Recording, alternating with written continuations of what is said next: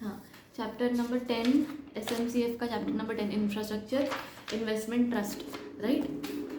तो similar to जो हमने रीड्स पढ़ा था, रीड के हमने एग्जैक्टली क्या पढ़ा था कि एक ट्रस्ट होएगा, ट्रस्ट बनाया जाता है, जो ट्रस्ट किस में इन्वेस्ट करता है, income SPV rent income generating वाले में करता है, हाँ। रेंटल इनकम जिससे अच्छा, वैसे कुछ हाँ, रेंट यील्डिंग इन्वेस्टमेंट्स करता है, राइट, जहाँ से उसको रेगुलर इन्वेस्टमेंट्स इनकम्स भी मिलते रहे और उस हिसाब से उसका सारा मतलब रिटर्न्स भी वो देता रहे अपने यूनिट होल्डर्स को, राइट। फिर हमने वो सब देखा था कि या तो वो डायरेक्ट इन्वेस्ट कर सकता है, या तो वो SPV के थ्रू इन्वेस्ट कर सकता है, या तो फिर वो होल्ड को और फिर आगे SPV के थ्रू इन्वेस्ट कर सकता है, राइट। अगर SPV के थ्रू इन्वेस्ट करता है तो उस ट्रस्ट की SPV में 50% तक की होल्डिंग होनी चाहिए और मोर। होल्ड को के थ्रू इन्वेस्ट करता है तो होल्ड को में 50% और होल्ड को की आगे SPV में भी 50%। ऐसे होल्डिंग होनी चाहिए, जो हमने उस दिन अल्टीमेट नाम पढ़ा था, अल्टीमेट होल्डिंग ऑफ 26%, याद है कुछ, वो लाइन एक चैप्टर में ऊपर थी एक, तो एक वहाँ पर लाइन थी कि एंड ये जो आपकी होल्डिंग है इसके साथ साथ एक ultimate holding of read in the SPV 26%, ठीक है। अगर होल्ड को के थ्रू इन्वेस्ट करता है तो ultimate holding of read in the SPV would be 26%। Point समझ में आया कि आपकी इसमें इसकी उसमें। अब इसका मतलब क्या हुआ, क्या मैं बोलने की कोशिश कर रही हूँ, फॉर एग्जाम्पल एक ट्रस्ट है, ट्रस्ट की कंपनी के अंदर 50% होल्डिंग है, सिर्फ 50 होल्डिंग है, तो हल्का सा ना मैथ्स जैसे दिमाग लगा के देखो, यहाँ पे उसने 50% होल्ड किया, आगे होल्ड को ने किसी कंपनी SPV में 50% होल्ड किया, ठीक है, तो देखा जाए तो इसका उधर तो सिर्फ 25 ही रह गया ना, right. So which is not okay. हमें रीड का SPV में 26% चाहिए, अल्टीमेट होल्डिंग 26% चाहिए, राइट। तो हम ये यहाँ पर ध्यान दे रहे हैं। एक वो वाली चीज़ें थी, ये सारी होल्डिंग की बात थी। उसके अलावा हमने डिस्ट्रीब्यूशन की बात की थी कि इनकम होएगी तो कैसे डिस्ट्रीब्यूट करना है, 90% वापस दे दो, ये सब चीज़ें, राइट, डिस्ट्रीब्यूट कर दो हल्का फुल्का अगर याद आ रहा है तो। फिर ये हमने याद था कि वो सिर्फ रियल एस्टेट में करते हैं। SPV जो होती है वो रियल एस्टेट वाली हो सकती है, इनकम जनरेटिंग या रेंट यील्डिंग रियल एस्टेट ना हो तो चलेगा, याद है, ये भी हमने पढ़ा था। There were objectives different types of कि भाई क्या होगा क्या नहीं होगा, करेक्ट। बाकी होल सोल पर्पस यही था कि लोग इकट्ठा आ रहे ताकि वो ऐसी रियल एस्टेट प्रोजेक्ट्स में इन्वेस्ट कर पाए, राइट। सिमिलरली अब ये भी इन्वेस्ट भी एक तरीके से वही होगा, कुछ सिमिलर प्रोविजंस है कुछ डिफरेंट है, वो अपने देख लेते हैं। तो यहाँ पर ये तुम्हारा InvIT is a collective investment scheme similar to mutual fund, वही सब लिखा हुआ है स्टार्टिंग में, तो कि which enable direct investment of money from individuals in infrastructure project to earn small portion of income as return। फिर सभी रेगुलेशन जिसको गवर्न करने के लिए है एक्सेट्रा, ठीक। जो सेकंड पैराग्राफ है, इंफ्रास्ट्रक्चर प्रोजेक्ट जैसे कि हाईवेज हो गए, रोड्स हो गए, ये टाइम लेते हैं जनरेट करने में, cash flow. Meanwhile infrastructure companies has to pay interest to banks on loans taken by it, and InvIT essentially gives the companies leeway to fulfil its debt obligations quickly. मुझे अच्छा, अब इसके अंदर क्या हुआ ना, अब जैसे हम ऐसा बोल रहे हैं कि इन्वेट्स जो है ना वो दो तरफ से आपको मदद करते हैं। वन, पब्लिक को मदद करते हैं। मैं ऐसे तो कहीं पर कोई हाईवे तो बना नहीं सकती, कितने हज़ार करोड़ का वो लोग आजकल खर्चा करते हैं उस पर, राइट। तो I can not do that, but I can put in money in a trust. अगर if I have ample amounts of money I can put money in a trust which will then invest in infrastructure projects. अब of course इसमें time लगेगा, तो infrastructure projects में भी दो तरफ से दिया हुआ इन्वेस्टमेंट। एक, इसमें इंफ्रास्ट्रक्चर वाले में हमें रिटर्न्स कैसे मिलेंगे? अब जैसे अगर सड़क बनाई तो टोल का पैसा है कि आपको मिलेगा, ऐसा रिटर्न्स आते हैं वैसे। पर सारी सड़कों पे तो रिटर्न्स नहीं, सारी पे नहीं होते हैं, इसलिए वो लोग है ना प्रॉपर प्रोजेक्ट्स के हिसाब से ही करते हैं कि आपको क्या कैसे मिलेगा क्या नहीं मिलेगा, हर जगह पर होगा कुछ कुछ। वही ये बड़े प्रोजेक्ट्स के लिए होगा क्योंकि NH हाईवेज वगैरह जो होते हैं उन पे तो टोल होता ही होता है। हाँ, तो फिर वैसे ही प्रोजेक्ट्स होंगे, छोटे मोटे तो होंगे भी। ऐसे यहाँ वहाँ वाले नहीं होंगे ना, इनकम जनरेटिंग ही इसलिए बोला कि ऐसा प्रोजेक्ट जो इनकम जनरेटिंग हो, जो गवर्नमेंट अपनी तरफ से कर रही है आपके लिए, गली में सड़क बना दी, फिर वो नहीं। वही जो तो जैसे बोल रही है ना कि एग्जैक्टली वही डिपेंड करेगा कि किस में आप इन्वेस्ट कर रहे हो। देखिए बड़ी है देखो हाईवे इंफ्रास्ट्रक्चर क्या, जैसे वो कमर्शियल प्लॉट्स मिलते हैं वो इलेक्ट्रिसिटी, वो रियल एस्टेट, वगैरह। हाँ, राइट, ठीक है। अब ना एक चीज़ और समझो यहाँ पे कि ना हम ऐसा बोल रहे हैं कि यार इन्वेट्स जो है ना वो दो तरफ से मदद करते हैं। एक आपको एक इन्वेस्टमेंट अपॉर्चुनिटी दे रहे हैं कि वैसे आपने कभी भी इंफ्रास्ट्रक्चर में तो इन्वेस्ट करने का सोचा ही नहीं होगा, पर ये तरफ से आप सोच सकते हो आज। तो you can invest in an InvIT which will further invest in infrastructure project and you can get returns, right. अब आप जब इन्वेस्ट करते हो तो दो तरफ से इन्वेस्टमेंट्स भी होती हैं, ठीक है, दो तरफ से इन्वेस्टमेंट्स भी होती है। एक इन्वेस्टमेंट हम बोलते हैं जो कंप्लीटेड और इनकम जनरेटिंग में होगी, ठीक है, कंप्लीटेड प्रोजेक्ट है, सड़क बनी हुई है, टोल आ रहा है, तो completed and income generating project. दूसरा होएगा जो अंडरगोइंग कंस्ट्रक्शन है, ठीक है, अभी तक बना नहीं है, अंडरगोइंग कंस्ट्रक्शन वाला प्रोजेक्ट है। अब ऐसे प्रोजेक्ट में तो इनकम आज नहीं मिलेगी ना, काफ़ी टाइम बाद मिलेगी, राइट। तो इसमें पैसा डालने के लिए पब्लिक को क्या फ़ायदा, राइट। पर ये है ना मतलब एक न्यू टाइप ऑफ क्या बोलते हैं, न्यू टाइप ऑफ इन्वेस्टमेंट बनाया, ट्रस्ट बनाया हुआ है, जिसके अंदर पब्लिक को नहीं बल्कि हम कंपनीज़ को भी फ़ायदा देना चाहते हैं। कंपनीज़ वो जो कंस्ट्रक्शन कर रही हैं, अब क्या हो रहा है, कैसे हो रहा है, मान लो कोई बहुत बड़ी कंपनी है जिसने L&T और ये हम जो नाम पढ़ते रहते हैं, जिसने कहीं पर कंस्ट्रक्शन का प्रोजेक्ट लिया है, ठीक है, तो अगर वो कहीं पर सड़क बना रहे हैं तो उसके 500 करोड़ तो ऐसे ही ब्लॉक्ड रहेंगे, है ना, कम से कम 500,000 करोड़ तो एवं ही ब्लॉक्ड है, ये भी कम बोल रहे हैं हम, राइट। तो अभी ब्लॉक्ड है वो पैसा। अब उस कंपनी को वो प्रोजेक्ट बनाने में और उस प्रोजेक्ट से पैसा कमाने में टाइम लगेगा, तब तक वो अपनी इनकम्स कैसे कमा रही है, तब तक वो कैसे अपने रेवेन्यू खर्चे कर रही है, उसने लोन भी लिया होएगा पैसे बहुत सारे ये सब काम करने के लिए, तो उसका इंटरेस्ट कैसे दे रही है, प्रॉब्लम है ना। और वो कहीं और पर भी नहीं कर पा रही है इन्वेस्ट, क्यों, क्योंकि इसके पास जितना कॉर्पस, उस कंपनी के पास जितना पैसा था उसने एक प्रोजेक्ट में लगा रखा है। तो everywhere there is a problem. So InvITs एक तरीके के रेस्क्यू के लिए आए for the companies as well, construction companies as well, कि हमने ऐसे इन्वेट भी बनाए जो अंडर कंस्ट्रक्शन के लिए हों। अगर ऐसा हो जाएगा तो क्या करेंगे कि कंपनीज अपने इनकम्प्लीटेड प्रोजेक्ट्स जो होंगी वो उस इन्वेट के हिसाब से वहाँ पर देंगी, पब्लिक उसमें पैसा लगाएगी, उससे कंपनी का पैसा मिल जाएगा वापस, ठीक है, उनका पैसा छुट्टा हो जाएगा, so that they can invest in some another project. Point समझ में आया क्या हुआ, है ना। तो there is a InvIT for an undergoing construction project where in public will put in money, take units and that money can be used to pay off the company so that they can invest elsewhere, right. So InvITs help in two ways. One, for the completed projects, which is beneficial or for at the point of view of the company, public, and for the undergoing construction, which is beneficial for the company as well.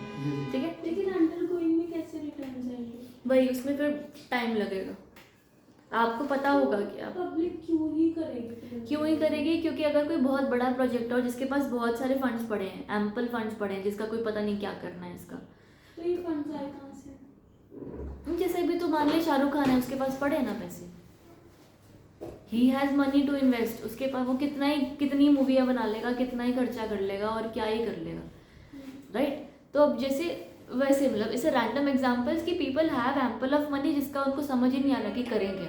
Returns भी फिर long term ही होंगे, फिर क्योंकि उनके toll भी तो सारा time, हाँ, फिर उनके लॉन्ग टर्म लेट आएंगे रिटर्न, पर लॉन्ग टर्म आ सकते हैं, ऐसे ये सारी चीज़ें। तो ये एक ऐसा ही of course undergoing construction risky होगा, that is no doubt about it, risky होगा, इसलिए हम आम लोग तो डालते भी नहीं है पैसे उसमें कॉर्पस भी मिनिमम ज़्यादा होगा कि भाई कितना कॉर्पस आप या एक इंसान कितना इन्वेस्ट कर सकता है, वो भी ज़्यादा होगा। हमने जीएसटी में भी तो पढ़ा था कि कंपनीज को अगर एक्स्ट्रा मनी हो तो वो हाईवेज वगैरह में 50 लाख तक अगर करेंगे तो जीएसटी सेव होगा उनका, ऐसे चीज़ों में भी तो कर सकते हैं। इतना तो कोई याद भी नहीं। जीएसटी वाला था पॉइंट। जीएसटी में एक पॉइंट था ना कि वो 50 लाख तक इनकम टैक्स में। हाँ, इनकम टैक्स में वही। हमने किया तो था कि रूरल लैंड ले सकते हैं वो, अगर एक रूरल ऐसे ही या कुछ था, रूरल लैंड ले सकते हैं क्या वो। बोल रही? एक तो बोला ना, टाइम नहीं बोला। अगर एक जगह से उन्होंने इंडस्ट्री सेल करी दूसरी जगह पे तो भी नहीं जीएसटी वगैरह लगेगा, तब हमने पढ़ा था। एग्जम्पशन थी मैम वो, हाँ, कि उसमें 50 समझ लाख याद आ तक। गया। हाँ, टैक्स में करने के लिए भी करते हैं। टैक्स बचाने, रिटर्न भी मिल जाएगा, टैक्स भी बच जाएगा। रिजल्ट तेरे को सीए करनी चाहिए थी, कहाँ फंस गई थी केस में? नहीं, मैं सीए सीरियस नहीं कैसे कर लेते हैं? उसका काम से कर लेगी वो CS के बाद, वो भी सीएम ने सीएफ सारा कुछ कर लियो, सारा कुछ कर वो उधर वाले सर बता रहे थे कि 2-3 करोड़ का पैकेज मिल सकता है। अब बता ही रहे थे सही नहीं थे, मत्था मार रहे थे कि अगर आप ये करोगे इतने का मिल जाएगा, ये दोनों कर लोगे तो इतने का मिल जाएगा, ये दोनों कर लोगे इतने का, ये दोनों कर लोगे, फिर चारों कर लोगे तो इतने का मिल जाएगा। कौन सा सर था ये? वही आपका फेवरेट। मेरा फेवरेट सर।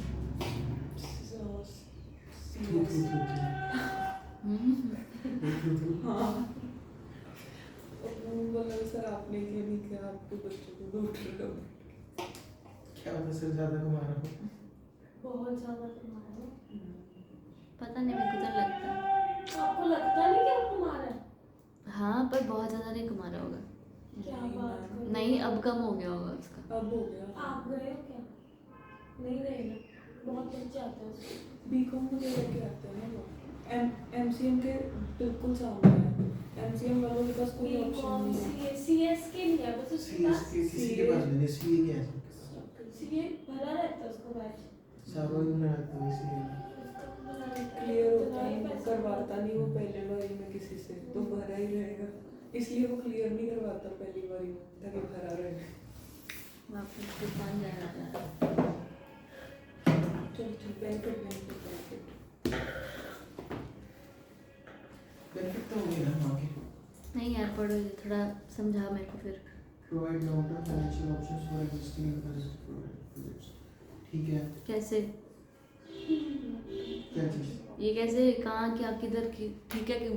क्योंकि इंफ्रास्ट्रक्चर प्रोजेक्ट्स होते हैं ना जो इसके एग्जिस्टिंग चल रहे हैं, जिसमें काम कर रहे हैं, तो उसके उनको फाइनेंस चाहिए होता है, तो ये इसको इन्वेस्ट दे के फाइनेंस ले लेते हैं, और वो भी लॉन्ग टर्म के लेते हैं, जो आपने बताया लॉन्ग टर्म के लिए जो इन्वेस्ट करते हैं। तो ये किसका फ़ायदा हुआ?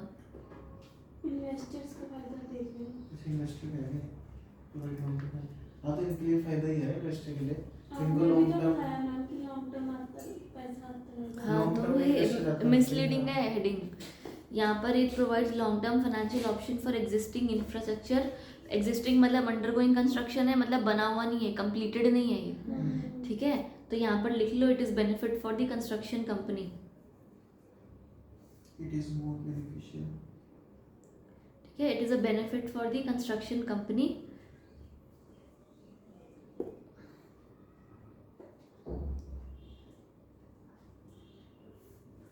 Free developer capital. ठीक है, अगला। ये जो भी आपने बताया कि वो कोई और पैसे लगाते हैं, ये भी कंपनी के लिए। हाँ, ये भी कंपनी के लिए।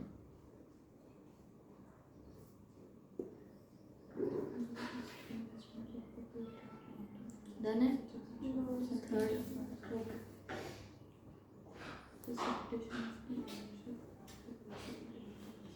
ये भी अट्रैक्ट होता है, इसमें दोनों को फायदा आ रहा है। हाँ, बाकी तो पॉइंट्स तो वहाँ थोड़े बेसिक से ही हैं। Fourth, facilitation of ownership of diversified infrastructure assets for retail investors. Retail मतलब नॉर्मल पब्लिक हो गई, तो उनके लिए ये फ़ायदा आ गया कि भाई they get ownership of diversified infrastructure asset. अलग अलग एसेट्स की मिलती है ना ओनरशिप। इसके बाद सेबी रेगुलेटेड, बाकी ग्रोथ। ठीक है, डन है। फिर तुम्हारा है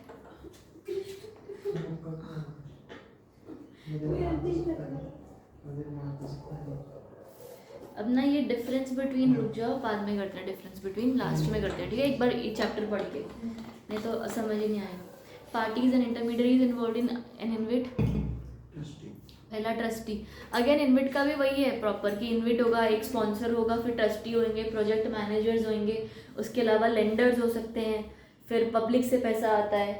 ठीक है, यूनिट होल्डर्स होंगे, तो वही सारे लोग हैं। तो पहला trustee, an independent debenture trustee are registered with SEBI. Trustee कौन होगा? एक डिवेंचर ट्रस्टी रजिस्टर्ड बंदा होगा, राइट। उसके अलावा sponsor, body corporate, LLP, promoter और a company with a net worth of at least 100 crore रुपए classifies as a sponsor. When it comes to public private partnership projects, sponsor serves a special purpose public private partnership PPP projects. ठीक है, ये projects कौन से वाले होते हैं? जो गवर्नमेंट प्रोजेक्ट्स होते हैं, जो वो किसी प्राइवेट कंपनी को देते हैं कि तुम करके दो हमारे लिए, राइट। तो ये वाले प्रोजेक्ट्स हो गए। उसके अलावा इन्वेस्टमेंट मैनेजर। इन्वेस्टमेंट मैनेजर कौन? जो आपके इन्वेस्टमेंट्स को मैनेज कर रहा है ना, आगे इन्वेस्टीज जो जहाँ जहाँ आपने इन्वेस्ट किया हुआ है। हमने देखा था ना प्रोजेक्ट मैनेजर, इन्वेस्टमेंट मैनेजर, तो वही। Body corporate and investment manager supervises all the operational activities and day to day activities of the InvIT. Then you have project manager. Project manager is responsible for the execution of an infrastructure project and achieving project milestones. फिर compliance officer, lead member कौन होगा? Merchant banker जैसा नहीं होता था, ये वही वाला lead member of the concessionaire SPV का merchant banker. Custodian, it means a person registered under this. Merchant banker is one who looks after the entire process. Auditor is the one who audits, और valuer is the one who undertakes valuation. क्या definition है दी है? ये हम paper में ऐसे लिख के आगे हमारी ऐसे टेस्ट करते हैं. इसलिए वो ऐसी चीजें पूछते हैं. ये स्ट्रक्चर देख लो, ये वही वाला स्ट्रक्चर है अभी. उनके नाम नहीं भी बोले.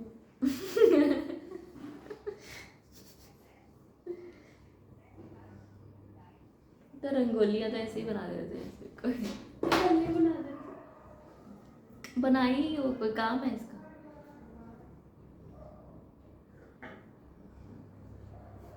पूरा दिल लगाया हुआ है जिस बंदे ने किया हुआ है.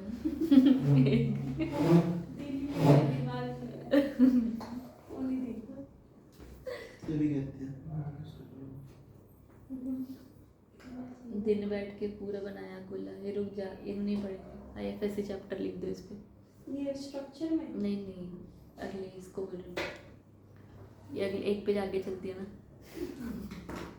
ये स्ट्रक्चर तो तुम कर लोगे ना, तुम्हें पता लग गया स्ट्रक्चर क्या है, राइट. स्पॉन्सर होते हैं, इन्वेस्टर्स हैं, इन्वेट, फिर ट्रस्टीशिप, उसके अलावा इन्वेस्टमेंट मैनेजर होता है. बाकी आप SPVs के थ्रू भी सेम है. SPV के थ्रू भी इन्वेस्ट कर सकते हो, होल्डको के थ्रू भी इन्वेस्ट कर सकते हो, डायरेक्ट भी इन्वेस्ट कर सकते हो. ठीक है, वही आपका बेसिक स्ट्रक्चर. फिर नेक्स्ट पेज आ जाओ. ये तुम्हारा listing and trading of units infrastructure वाला जो तुम्हारा है, बस वहाँ पर ये चैप्टर है ना अपना एक IFSC नाम से, उसमें पढ़ेंगे इसको, तो वहीं पे एड्रेस हो जाएगा. ये तो पहले भी था. था CMSL में था. डेफिनेशंस आ जाओ. पढ़नी ऐसी लगती तो नहीं है मुझे काम की, पर ठीक है देख लेंगे.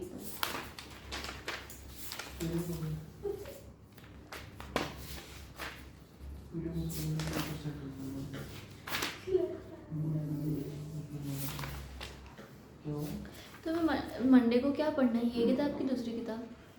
वीडियो बहुत अच्छी है. मेरे को तो रोज कोई नहीं पढ़ी. हाँ क्या? मेरे को तो कोई नहीं पढ़ी. नहीं हम डेफिनेशंस नहीं है, सीधा पीछे ही चलते हैं. नहीं पूछो, आगे देख लेंगे. जो बोलेगा वही करेगा. छोड़ देगा. सब बस पढ़ ही रहे हैं आज. कुछ नहीं हुआ.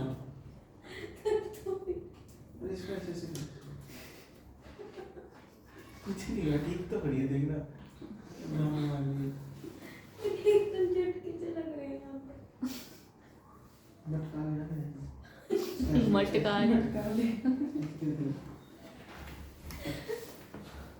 मोड़ फूड भी गले मटका ही लगा.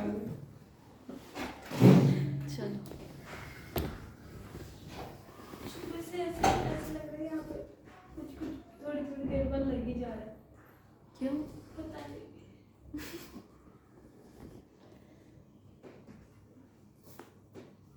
की स्टेक होल्डर्स आ जाओ. डेफिनेशन नहीं पढ़ी है हमने. की स्टेक होल्डर्स में इन्वेस्ट स्ट्रक्चर. अभी इन्वेस्ट स्ट्रक्चर पहला स्पॉन्सर और स्पॉन्सर ग्रुप के बारे में हमने बताया हुआ है. They set up the InvIT and appointed trustee, फिर hold minimum required percentage of total units, right.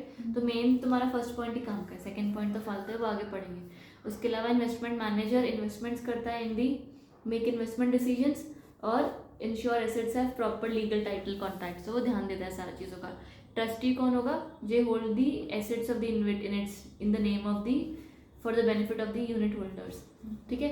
और ensure investment manager makes timely payments of dividend, वही ध्यान रखता है कि पब्लिक का ध्यान रखता है. Project manager the undertake operations and management of InvIT assets for under construction projects, ensure progress of developments, approval status, blah blah blah. ठीक है. नेक्स्ट आ जाओ. की features of SEBI InvIT regulations. ठीक है, ये रेगुलेशंस है, legal structure, trust act, parties to the InvIT, यही वाले sponsor, unit holder, inducted sponsor, manager etcetera. Done है।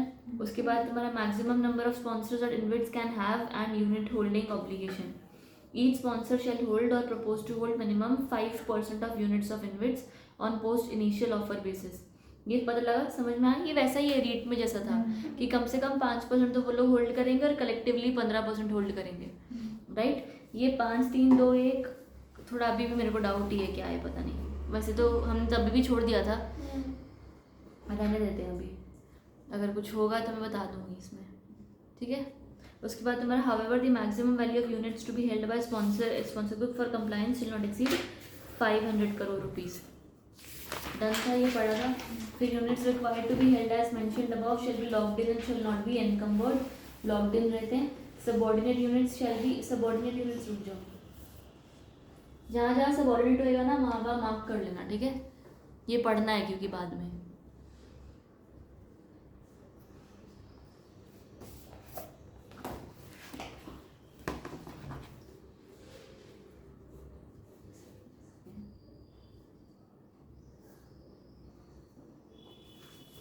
नेक्स्ट तुम्हारा एलिजिबिलिटी डिवेंचर ट्रस्टी के से रेगुलेशन से फॉलो होना चाहिए सब कुछ। लिस्टिंग रिक्वायरमेंट इनका मैंडेटरी होता है, ठीक है? इनविट्स जो होते हैं ना वो मैंडेटरीली लिस्टेड होंगे, भले कैसे भी हो मैंडेटरीली लिस्टेड होंगे ही होंगे, ठीक है? एक सेकेंड, मैंडेटरी था ना कि नहीं था?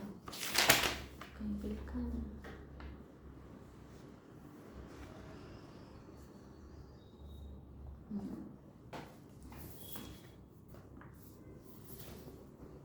उसके बाद तुम्हारे investment conditions, not less then 80%, ये वही है, not less then 80% of the value of the InvIT asset shall be invested in eligible infrastructure project either directly और थ्रू होल्डको और एसपीवी, है ना? 80-20 रूल याद है? 80-20 रूल होता था, तो ये 80-20 रूल यहाँ पे भी 80% आपको एलिजिबल इंफ्रास्ट्रक्चर प्रोजेक्ट में डालना ही डालना है, ठीक है?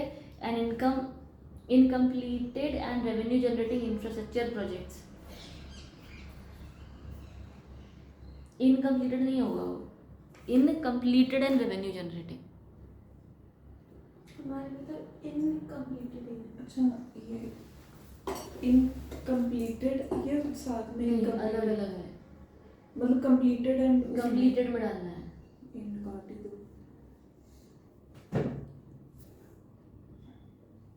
हाँ, ठीक है। फिर अ प्रोजेक्ट एसपीवी में भी a company or an LLP in which either the InvIT or the HoldCo hold or proposes to hold controlling interest not less than 51% of the equity share capital or interest। ये समझ आया ना कि SPV क्या होगा? जिसके अंदर रीट बोल रही, सॉरी, या तो InvIT का या तो HoldCo का 50% होल्ड होगा, right? However, in case of PPP projects where such acquiring or holding is disallowed by government or regulatory provisions under the agreement, ये एग्रीमेंट डेफिनेशन में लिखी हुई है, ऐसे कुछ खास काम की नहीं है, बस तुम्हारी जो सेकंड पेज डेफिनेशन का सिर्फ था ना उसमें था, this agreement concession agreement means agreement between enter into by a person with a concessioning authority for the purpose of implementation of the project. और कंसेशनिंग अथॉरिटी मतलब पब्लिक सेक्टर कंसेशनिंग अथॉरिटी कुछ नहीं है, बस जब एक प्राइवेट पर्सन एंटर करता है गवर्नमेंट के साथ एग्रीमेंट में तो कंसेशन देते हैं। हाँ, मतलब वो एक प्रोजेक्ट बनाने के लिए उसको कंसेशनिंग एग्रीमेंट कहते हैं। आप एक तरीके से पर वो दे रहे हैं, आपको प्रोजेक्ट दे रहे हैं यहाँ पर इम्प्लीमेंटेशन का। आया समझ? डन है ना? पक्का ना? क्लैरिटी? उसके बाद तुम्हारा नेक्स्ट क्या है? It also includes a company और LLP in which hold not less than 90% of its assets directly in infrastructure project and does not invest in other project SPV and it is not engaged in any other activity pertaining to and incidental to the underlying infrastructure project। मतलब समझ में आया? SPV के बारे में बोला ना। हाँ, हमने वहाँ पर पढ़ा था ना, पता है कि SPV जो होती है उसको कम से कम रीट में हमने 80% पढ़ा था, अगर याद है तुम्हें तो, कि एक रीट को बोला गया है कि आपका income generating rent yielding investment होना चाहिए 80%। हाउएवर एसपीवी को बोला गया था कि तो सिर्फ रियल एस्टेट में डाल दे 80%, उतना भी चलेगा, राइट? तो यहाँ पर एसपीवी को ही बोला हुआ है, पर यहाँ पर 80% नहीं है, 90% है, ठीक है? तो in which and it also includes a company, यानी कि a project SPV also includes a company और an LP in which not less than 90% of its assets of the SPVs assets are directly in infrastructure project. वो infrastructure project भले income yielding है या नहीं है उससे फर्क नहीं पड़ता. And does not invest in other project SPVs, यानी कि एक एसपीवी दूसरे एसपीवी में इन्वेस्ट नहीं कर रहा है. ठीक है, एसपीवी टू एसपीवी नहीं हो रहा है. फिर which is not engaged in any other activity other than activities pertaining to or incidental to infrastructure projects. वो सिर्फ इंफ्रास्ट्रक्चर में ही काम करते हैं. डन है. फिर तुम्हारा an InvIT may invest in infrastructure projects through a project SPV subject to certain investment restrictions including the partner or shareholder of the SPV should not have any rights which may prevent the InvIT from complying InvIT regulations. ये समझ में आया. InvIT में कोई भी ऐसी agreement नहीं होनी चाहिए जो आपको रेगुलेशंस फॉलो करने को मना करे. आ रहा है ना समझ. उसके अलावा investment manager in consultation with trustee should appoint majority of the board of the और governing board of this SPV. SPV के बंदे अपॉइंट कर रहे हो आप, गवर्निंग बॉडी अपॉइंट कर रहे हो. ये सारा रट्टा वाला नहीं लग रहा. Holding interest of InvIT in project SPV should be at least 26%. क्या हो गया, दुख रहा है.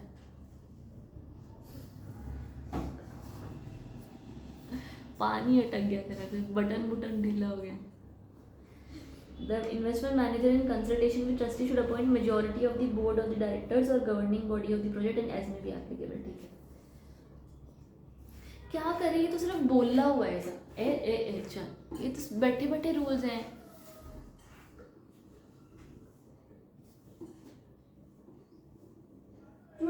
कहाँ से आ गया? 80-20 का ना. 80-20 का है, इसमें 90 और 10 है. क्या बोल रही है? 20 वाला है. ठीक है.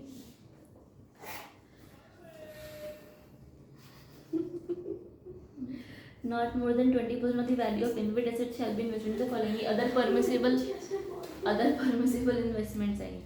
Under construction project not more than 10%. ठीक है, आपका 10 आप अगर रेंट यील्डिंग वाले में हो, एक इंफ्रास्ट्रक्चर वाले को बोला कि आपको 80% rent yielding income generating activity में डालना है, बाकी का 20% बचा. अभी वो 20% आप कहीं और डाल सकते हो. उसमें से भी मैक्सिमम आपका 10% है जो अंडर कंस्ट्रक्शन में जा सकता है और नहीं जा सकता. नहीं तो आप बनो अंडर कंस्ट्रक्शन वाली इन्विट. ठीक है, if you are a income generating InvIT you can only invest maximum of 10% in under construction. बाकी का आप देख लो, डेट में डालना है, listed equities of companies which derive not less than 80% from infrastructure, government securities, money market instruments, etc. Done है. साथ में valuation of assets, full valuation of on a yearly basis, updating the same on half yearly basis and declared NAV within 15 days. ये भी पढ़ा था हमने. वो आपका जो प्रोजेक्ट है उसका वैल्यूएशन करते रहो ईयरली बेसिस पर और हाफ ईयरली बेसिस पर, और उसको रिपोर्ट करते रहो. जैसे वैल्यूएशन करोगे उसके 15 दिन के अंदर अंदर.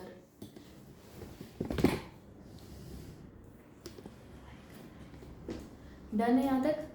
अगला तुम्हारा डिस्ट्रीब्यूशन वही है. At least 90% of the net distributable income after tax shall of the InvIT on holder को shall be distributed as dividend to the unit holder at least half yearly basis and shall be made not later than 15 दिन. फिर initial offer restrictions, minimum offer size कम से कम 250 करोड़ का होगा. Minimum subscription amount and unit size under both initial offer and follow on offer rights issue QIP minimum subscription ये shall be range in 10,000 rupees to 15,000. वो था ना तुम्हारा, ये क्या था, लॉट था ना. The units offer to public in initial offer shall not be less than 25% of the number of units on post issue basis. ये वही है public holding, minimum public holding कम से कम 25% होना चाहिए. और public can offer less than subject to certain conditions. ठीक है, ट्रेडिंग लॉट कम से कम आपका shall be 1 unit. Value of assets shall be at least 500 crore और minimum number of unit holders कम से कम 200. अच्छा, कुछ जो थोड़ी थोड़ी चीज़ें अलग है वो मार्क कर लेंगे. एक ही चीज़ अलग है. हाँ, ये saying 90%.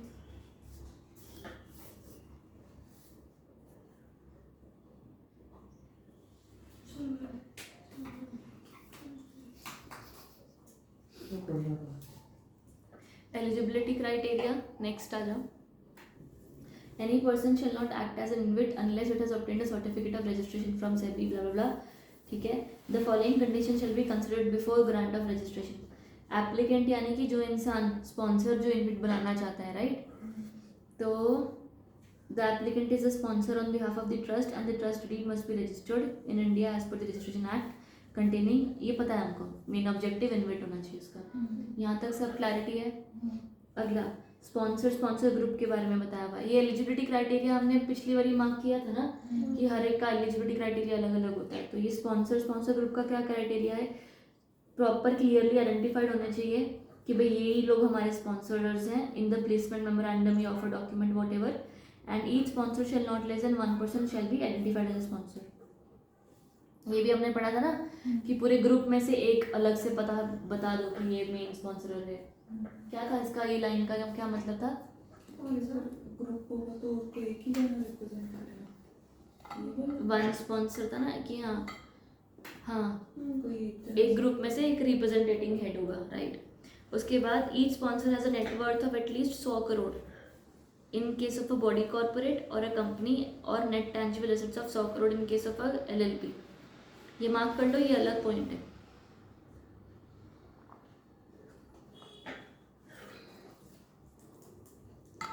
ठीक है, ये डिफरेंट है रेट से.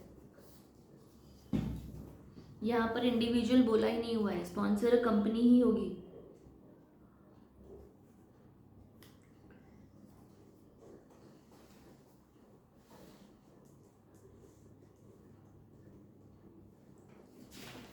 फिर minimum experience of at least 5 years and has completed at least 2 projects. ये सेम है. नेटवर्थ इसका at least 10 crores in case of a body corporate और 100 करोड़ लिखा नीचे 10. नीचे 10 लिखा है. नहीं, each sponsor has a net worth of ये. और एक सेकंड, नहीं इसमें पढ़ा था मैंने.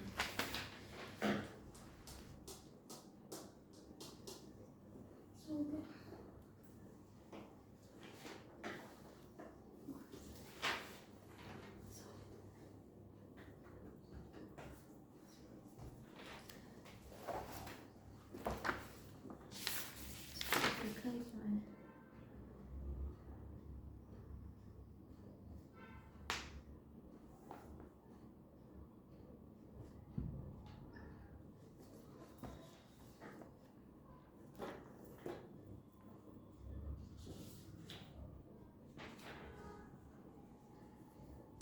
सौ ही है, भले फिर कट कर दो ये पॉइंट.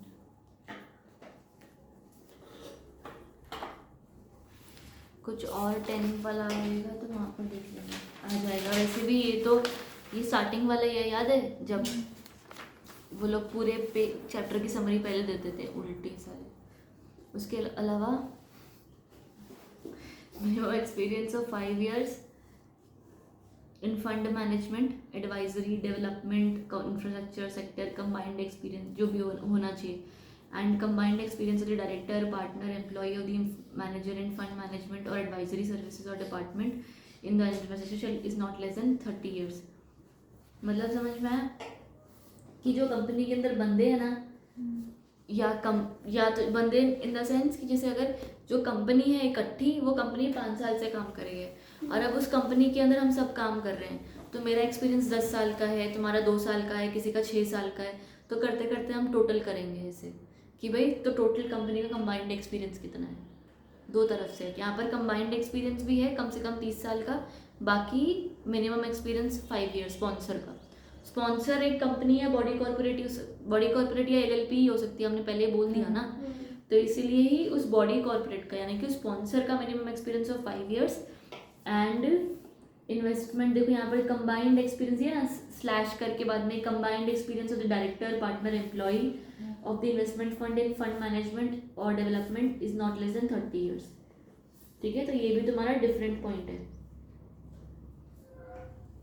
डन है यहाँ तक?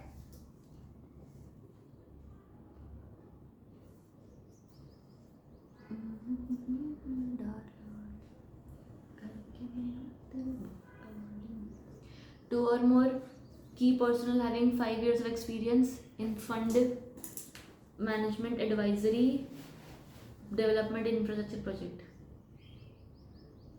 ये समझ आया? कम अब ऐसे करते करते हमें 30 इयर्स का एक्सपीरियंस करना था. 30 इयर्स का एक्सपीरियंस करने के लिए हमने 10 बंदे इकट्ठे कर लिए कि भाई हाँ सबका मिला के 30 साल का एक्सपीरियंस हो जाएगा. ठीक है, पर फिर भी आपके पास 2 लोग ऐसे होने चाहिए जिन 2 लोगों का मिनिमम एक्सपीरियंस 5 साल का हो. ठीक है. फिर 1 or more employee who has at least 5 years of experience in relevant subsector in which proposes to invest. ठीक है. तो 2 KMPs जिनका 5 साल का एक्सपीरियंस है फंड मैनेजमेंट पे, और कम से कम एक बंदा तो ऐसा लाओ जिसका उस एरिया में काम हो. मतलब क्या हुआ कि आपका इंफ्रास्ट्रक्चर प्रोजेक्ट मान लो बना रही है एक डैम. ठीक है, और आपके कंपनी में जो भी सारे बंदे हैं सबको हाईवे का एक्सपीरियंस है, राइट. तो you know nothing about dams, तो that is not allowed. If you are making an invite, there should be a person in your company who should have at least 5 years of experience of dam making. आया समझ? फिर not less than half of the directors should be independent. ठीक है. However, if by a vacancy the offices of independent director, ये जो भी है, such vacancy shall be filled by investment manager. एक ऑफिस इन इंडिया होगा, of course सी बात है, इंडिया में ऑफिस होगा, आपका इंफ्रास्ट्रक्चर बना रहे हो आप, एक ऑफिस इंडिया में होगा, और एक investment manager has entered into an investment management agreement with the trustees. ठीक है. कुछ बताओ, कहीं पे कोई दिक्कत है?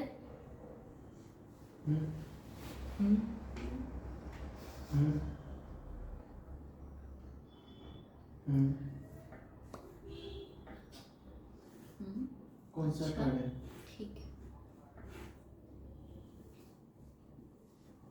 तुमने वो देखा हुआ है? किसने जाकिर देखा? खान क्या का? करना? पेमेंट अच्छा, करनी है ठीक क्या? वाला. कितनी है? कॉमेडियन जाकिर खान का एक स्टार्टिंग बहुत पहले आई थी एक. सोफे की पेमेंट करनी है ना? ये इस पे अच्छा, क्रेडिट कार्ड से ठीक, ठीक. पेमेंट करेंगे तो दो ऐसा. ये ना क्या तकरीबन बड़ी 3-3.5% के चार्ज होते हैं, पर देख लेंगे कोई नहीं. हाँ, वो संग्रांद है. क्रेडिट कार्ड से 2% के लग जाएंगे, बाकी आप तो दे लेंगे. 2% आज तक कौन सा लगते नवा हैं, साल शुरू हो 3.5 या 4% पर आधा हो जाएगा तो 2% कर देंगे. 2 हम कर देंगे तो 1 कर देंगे. ठीक है. मंगलवार पे नवा साल. आज संग्रांद है, टाइम चेत महीना शुरू हो जाना. पर ये नहीं पता मुझे नवा साल कैसे हुआ. चेत महीना तो फिर साल के बीच में ही है. मुझे नहीं पता है नवा साल का. संग्रांद है ये पता है.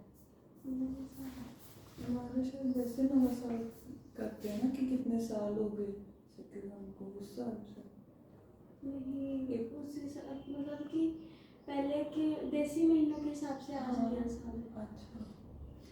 चेत महीना पहला महीना होता है. चेत happy new year man, happy new year. मैंने ऐसी स्टोरी तो देखी है. दिल्ली में एक काली काली थार डार्लिंग. चल पढ़. The project manager has been identified and shall be appointed in the terms of the project implementation. ठीक है. However, project implementation agreement sign हो जानी चाहिए. बढ़िया, सब साथ में हो. अगला, trustee registered with SEBI, sufficient resources with respect to infrastructure as specified and holds InvIT assets in trust for the benefit of holders. Other conditions में पहला, there should be only one class of units and all units shall carry equal voting rights and distribution rights associated with such units. ठीक है. ठीक है. New year of Nanak shahi calendar. पता नहीं था ये मुझे. नानक शाही क्या होता है? हमारे कैलेंडर को ये बोलते हैं नानक शाही कैलेंडर. जो पंजाबी के 550 का होता है साल. क्यों? इतना नहीं किसी 550. पता नहीं ईयर 558 होगा. हाँ, ईयर में भी क्या ना अपने हो गए कर दे कि कितने साल हो गए सिखिज्म में शुरू हुए, तो 558. ये तो ज़्यादा पुराना रिलीजन नहीं है ना. नहीं, अपना तो नहीं, न्यू ही है. नहीं. तो ऐसे कंपेयर करोगे तो गुरुद्वारे जाते हैं। आज तो वैसे भी चलेगा। दर्श तो भी गया था क्या गुरुद्वारा सोच रहा हूँ। मेरा एक दोस्त तो गया था सोच रहा हूँ। यहाँ पे नहीं ऐसा सब कुछ। क्यों आप जा रहे हैं ना, आपको पता लग गया ना। वो तो वैसे चल जाएंगे, ये बोल के जाऊँ तो गुस्सा करेंगे। क्यों? ऐसा कुछ नहीं होता है, सारे दिन गुरु दे दिन होते हैं। कोई मीना गुरुपुरब में तो जाते हैं ना। गुरुपुरब तो वो बता ना, फिर बर्थडे है ना। तो आज तो नहीं 10 गया। मिनट की ब्रेक ले लो आप। तेरे को क्या हो गया? ये ना कल गया था शादी के, बस फिर क्या टाइम हो गया? चल 40 मिनट्स हो गए ना। नहीं अब बात